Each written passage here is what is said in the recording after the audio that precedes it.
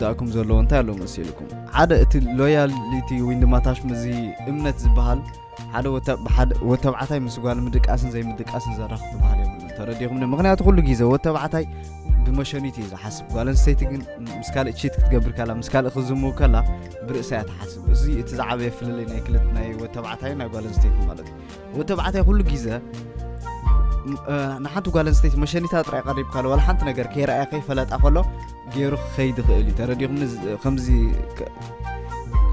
እቲ ዘለዎ ፍሲሱ ክኸይድ ይኽእል እዩ ፀገም ዘለዎ ሳይኮነን ወተባዕታይ ጓል ኣንስተይቲ ግን ንሓደ ወዲ ክትቀርበቶ ኮይና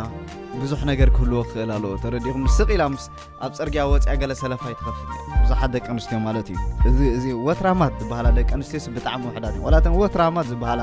ስምዒታውያን ዝበሃላ ደቂ ኣንስትዮ ምስ ከምዚ ምሻሉክ ካልእ ስትረፍ ምስ ሆምለስ ወይ ድማ ገዛ ዘይብሉ ብፅርግያ ዝድቅስ ሰብ ኣይድቅሳን እየን